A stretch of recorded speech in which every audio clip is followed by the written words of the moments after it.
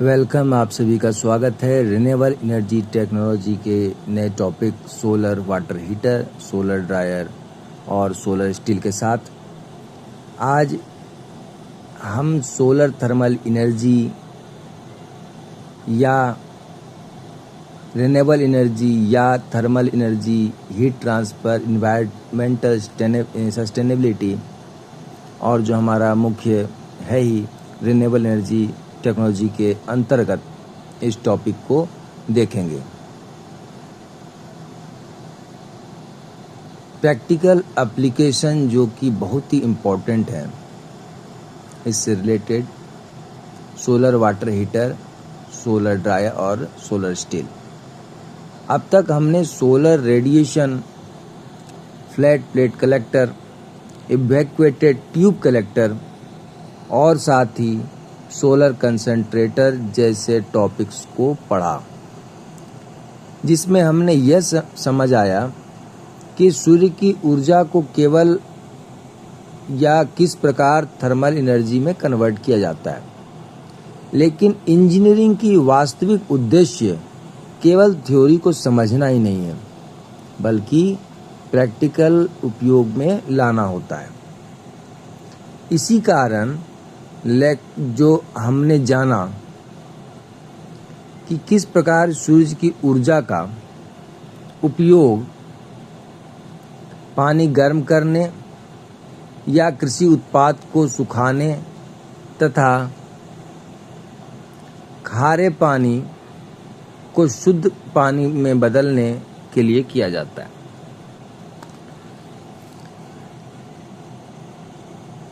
और ये बहुत ही महत्वपूर्ण है। हम प्रतिदिन सूर्य की रोशनी को देखते हैं, लेकिन क्या केवल इसी सूर्य की ऊर्जा से पानी गर्म किया जा सकता है? फल को, फ्रूट्स को या ग्रेन्स को या अनाज को सुखाया जा सकता है, या समुद्र के पानी को पीने योग्य बनाया जा सकता है? तो इसका जवाब होगा हाँ। सोलर थर्मल सिस्टम इसी प्रिंसिपल पर काम करता है। इनमें सोलर रेडिएशन को एब्जॉर्ब करके उसे यूजफुल हीट एनर्जी में कन्वर्ट किया जाता है। यही थर्मल एनर्जी आगे विभिन्न इंजीनियरिंग एप्लीकेशन में उपयोग होती है। रिन्यूएबल एनर्जी सिस्टम का सबसे बड़ा एडवांटेज की बात अगर कहें तो वे पॉल्यूशन फ्री होते हैं और फॉसिल फ्यूल डिपेंडेंसी को कम करते हैं। इसीलिए आज इतना सोलर थर्मल टेक्नोलॉजी की बढ़त और ज़रूरत है।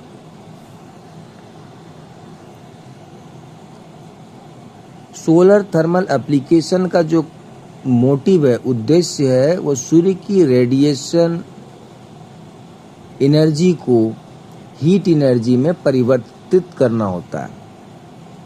क्या है? सन की रेडिएशन एनर्जी को हीट एनर्जी में कन्वर्ट करना, परिवर्तित करना।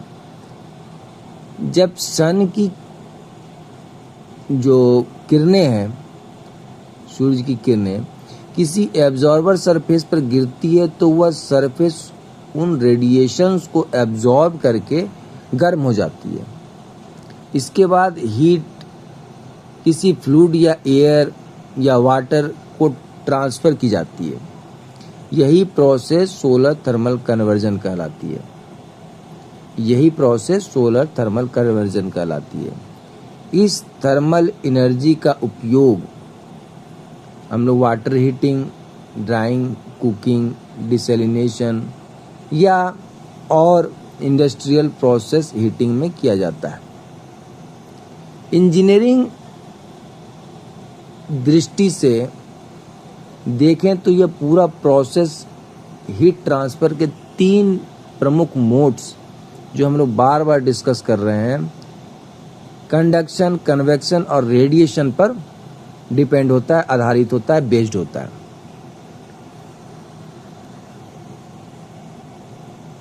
Solar water heater solar water heater सबसे अधिक उपयोग होने वाला सोलर थर्मल एप्लीकेशन है। इस चीज को ध्यान रखें कि सोलर वाटर हीटर सबसे अधिक उपयोग होने वाला सोलर थर्मल सिस्टम है। इसका मुख्य कार्य जो वर्किंग है वह सूर्य की ऊर्जा का उपयोग करके पानी को गर्म करना होता है। सूर्य की ऊर्जा का उपयोग करके पानी को गर्म करना होता है। अब ट्रेडिशनल इलेक्ट्रिक गीजर या बॉयलर इलेक्ट्रिसिटी एनर्जी कंज्यूम करते हैं, जिससे इलेक्ट्रिसिटी बिल या फॉसिल फ्यूल कंजप्शन दोनों बढ़ते हैं। लेकिन बात करें सोलर वाटर हीटर जो है वो डायरेक्टली सोलर एनर्जी का उपयोग करता है, जिससे एनर्जी सेविंग होती है और पॉल्यूशन भी कम होता है। आज रेसिडेंशियल बिल्डिंग की बात करें, होटल्स की बात करें, हॉस्पिटल्स, हॉस्टल्स या इंडस्ट्रीज में इसका उपयोग बहुत ही तेजी से बढ़ रहा है। विशेष रूप से भारत जैसे ट्रॉपिकल कंट्रीज में सोलर वाटर हीटर बहुत ही इफेक्टिव टेक्नोलॉजी है, जहां क्योंकि यहाँ पर्याप्त सोलर रेडिएशन उपलब्ध रहती है। कंपोनेंट्स। सोलर वाटर हीटर का कई महत्वपूर्ण कंपोनेंट से मिलकर बना होता है। सोलर वाटर हीटर कई इम्पोर्टेंट कंपोनेंट से मिलकर बना होता है और इसका सबसे मुख्य भाग होता है कलेक्टर। सामान्यतः फ्लैट प्लेट कलेक्टर या इवैक्यूएटेड ट्यूब कलेक्टर हो सकता है। और दूसरा कंपोनेंट स्टोरेज टैंक, जिसमें हीटेड वाटर स्टोर किया जाता है। पाइप्स वाटर सर्कुलेशन के लिए उपयोगी होते हैं, जबकि इंसुलेशन हीट लॉस को कम करने के लिए काम करती है। अब सपोर्ट स्ट्रक्चर कलेक्टर को जो प्रॉपर एंगल में स्ट्रक्चर करने के लिए उपयोग किया जाता है, ताकि जो मैक्सिमम सोलर रेडिएशन है वो हम लोग गेन कर सकें। इन सभी कंपोनेंट्स का कंबाइंड या अगर कहें तो मिला हुआ ऑपरेशन सिस्टम एफिशिएंसी को निर्धारित करता है।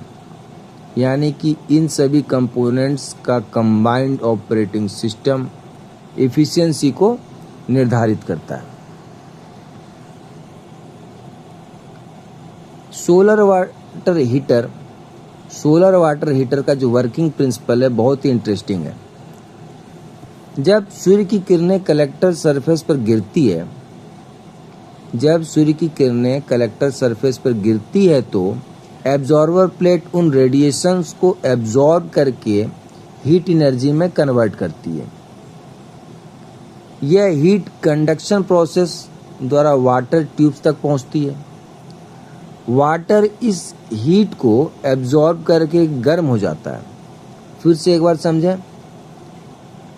एब्जॉर्बर प्लेट जो रेडिएशन है उसको एब्जॉर्ब करी, फिर हीट एनर्जी में कन्वर्ट हुआ, फिर हीट कंडक्शन प्रोसेस से वाटर ट्यूब तक पहुंची। वाटर जो हीट को एब्जॉर्ब किया उससे वो गर्म हुआ।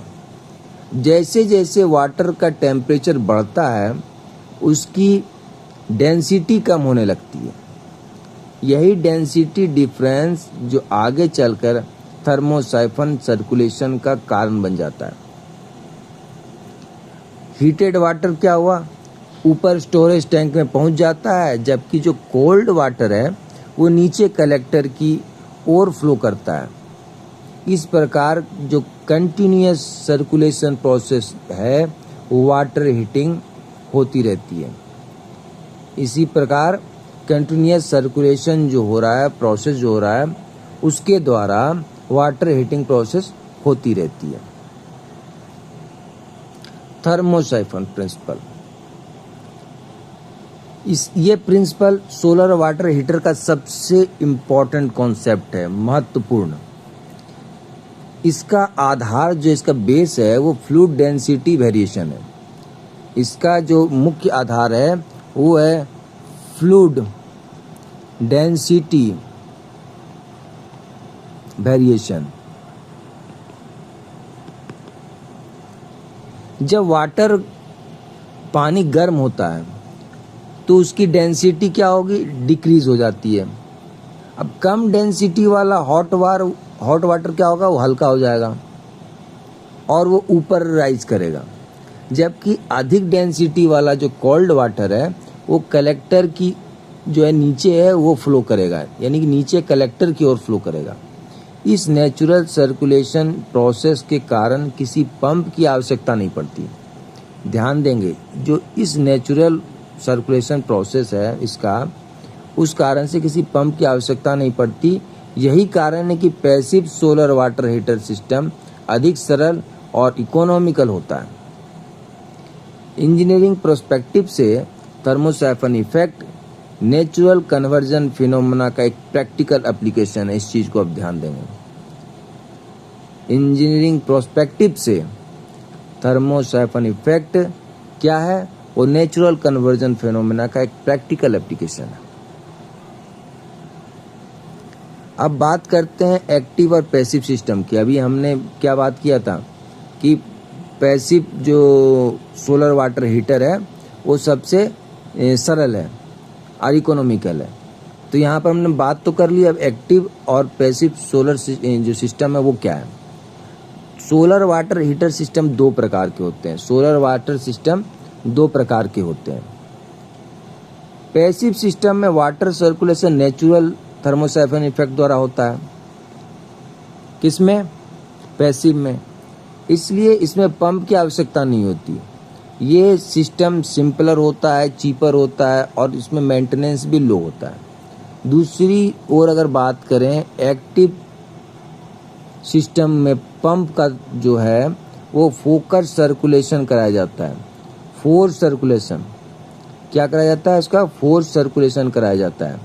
और ये सिस्टम बड़े कमर्शियल और इंडस्ट्रियल एप्लीकेशन में उपयोग किए जाते हैं, जहाँ अधिक वाटर फ्लो रेट और बेटर टेम्परेचर कंट्रोल की आवश्यकता होती है, वहाँ ये चीज़ें हैं। एक्टिव सिस्टम जो है वो अधिक एफिशिएंट होता है, लेकिन उसका इंस्टॉलेशन है और मेंटेनेंस कॉस्ट वो अधिक होता है। क्या है वो, अगर पैसिव की बात करें वो सिंपलर है, लो मेंटेनेंस है और सस्ता है। लेकिन पैसिव जो है वो अधिक एफिशिएंट तो है, साथ ही इंस्टॉलेशन उसका अधिक है, मेंटेनेंस कॉस्ट और थोड़ा महंगा है ही। सोलर ड्रायर की बात करें, जो ड्राइंग एक महत्वपूर्ण, बहुत इम्पोर्टेंट है प्रिवेंशन प्रोसेस। इसका जो मेन मोटिव या उद्देश्य है वो फूड प्रोडक्ट्स को मॉइस्चर हटाना, फूड प्रोडक्ट से मॉइस्चर को हटाना।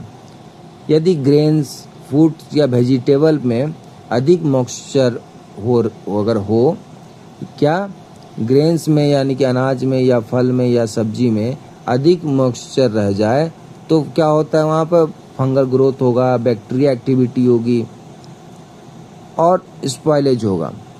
तो क्या है, ट्रेडिशनल ओपन सन ड्राइंग में क्या होता है, डस्ट और वेदर डिपेंडेंसी होती है ना। डस्ट आएगा, वेदर डिपेंडेंसी बढ़ जाएगी और कंटामिनेशन की दिक्कत होगी। ये सभी दिक्कत के बाद जो है कि सोलर ड्राइंग कंट्रोल यूजिंग जो है वो एनवायरमेंटल कंडीशन को स्टेबल करता है, वैसा प्रदान करता है जिससे प्रोडक्ट क्वालिटी बेहतर रहती है।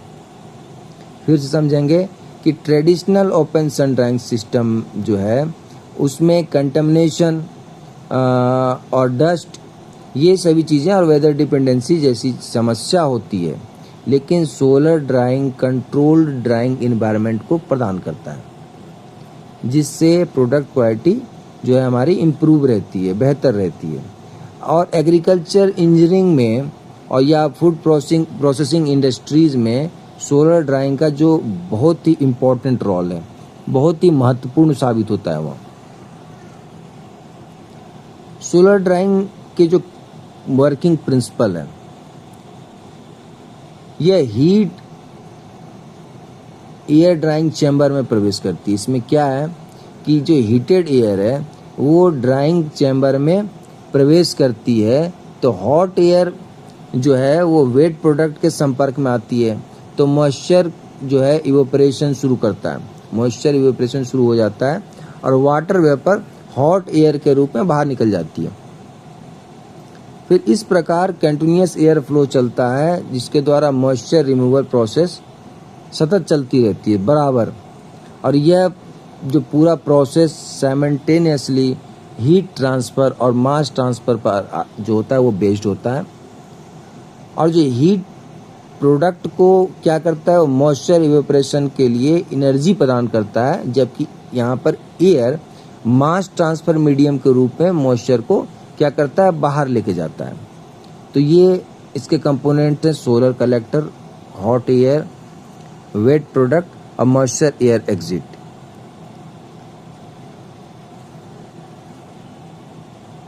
इसके कौन कौन से टाइप्स हैं? ये मुख्यतः 3 प्रकार के होते हैं। सोलर ड्रायर मुख्यतः 3 प्रकार के होते हैं, एक डायरेक्ट, एक इनडायरेक्ट और एक मिक्स्ड मोड।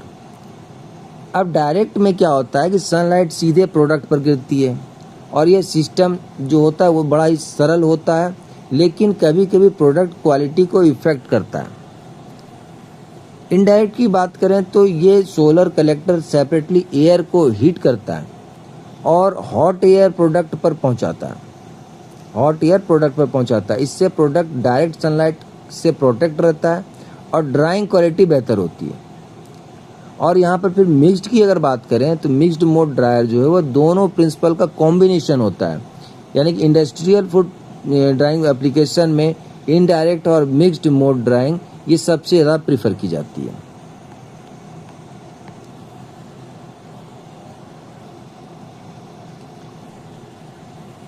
ड्राइंग प्रोसेस का जो वास्तव में हीट ट्रांसफ़र और मास ट्रांसफ़र दोनों का जो कंबाइंड फिनोमेना है, ड्राइंग प्रोसेस वास्तव में हीट ट्रांसफ़र और मास ट्रांसफ़र दोनों का कंबाइंड घटना है, फिनोमेना है। क्या है कि जब हीट प्रोडक्ट तक पहुंचती है तो इंटरनल मॉइस्चर जो है वो वेपर में कन्वर्ट होने लगता है। इससे या इस इवोपरेशन प्रोसेस के लिए लेटेंट हीट को वेपोराइजेशन आवश्यक होती है। क्या यहाँ पर लेटेंट हीट ऑफ वेपोराइजेशन आवश्यक होती है। इसके बाद क्या हुआ, इसके बाद वाटर वेपर डिफ्यूजन प्रोसेस द्वारा प्रोडक्ट सरफेस पर पहुँचती है। इसके बाद क्या हुआ कि जो वाटर वेपर है वो डिफ्यूजन प्रोसेस द्वारा प्रोडक्ट सरफेस पर पहुँचती है और एयर फ्लो के साथ बाहर निकल जाती है, और एयर फ्लो के साथ बाहर निकल जाती है। ड्राइंग रेट कई फैक्टर्स पर डिपेंड करता है।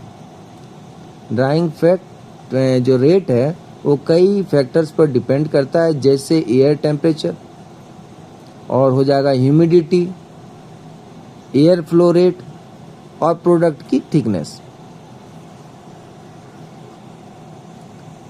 सोलर स्टिल एक सोलर डिसैलिनेशन डिवाइस है जिसका उपयोग करके सिलाइन वाटर को प्योर वाटर में कन्वर्ट करने के लिए किया जाता है।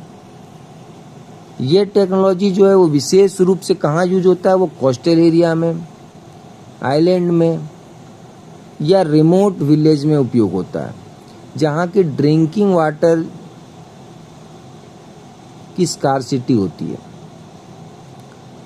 सोलर स्टील जो है वो नेचर के हाइड्रोलॉजिकल सर्किल को आर्टिफिशियल रिप्लिकेशन है। सोलर स्टील जो है वो नेचर के हाइड्रोलॉजिकल साइकिल का आर्टिफिशियल रिप्लिकेशन है।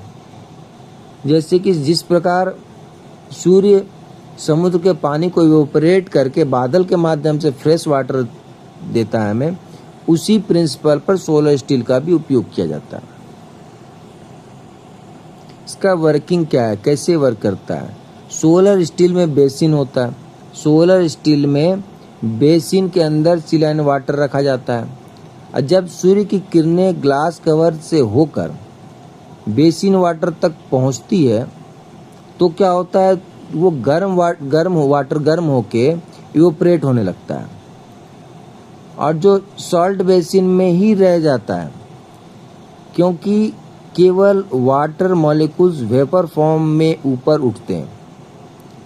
क्या है, सोलर जो अपना बेसिन है, सॉल्ट बेसिन में जो उसका पानी इवोपरेट हुआ वो वाटर मॉलिक्यूल वेपर फॉर्म में उसके ऊपर ही रह जाता है।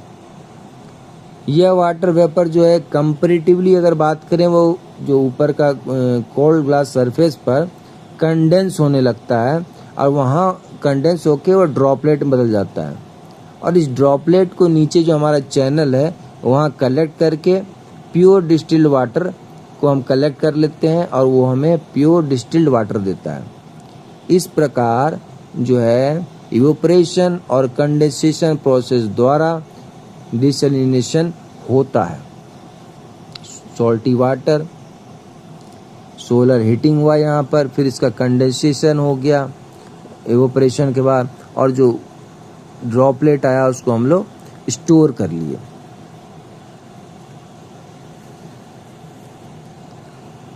हीट ट्रांसफर इन सोलर स्टील। सोलर स्टील में मल्टीपल हीट ट्रांसफर होते हैं, प्रोसेस साइमल्टेनियसली होते रहते हैं। सबसे पहले सोलर रेडिएशन बेसिन वाटर को हीट करती है, इसके बाद कंडक्शन प्रोसेस के थ्रू हीट वाटर में डिस्ट्रीब्यूट होती है।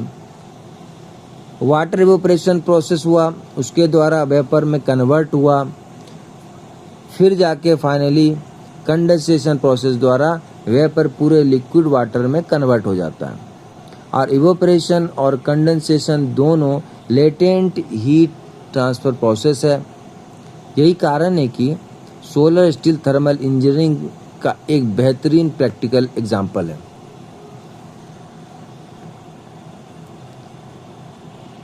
इसके एप्लीकेशंस, सोलर थर्मल एप्लीकेशन ये बहुत ही जगह प्रैक्टिकल यूज में होते हैं।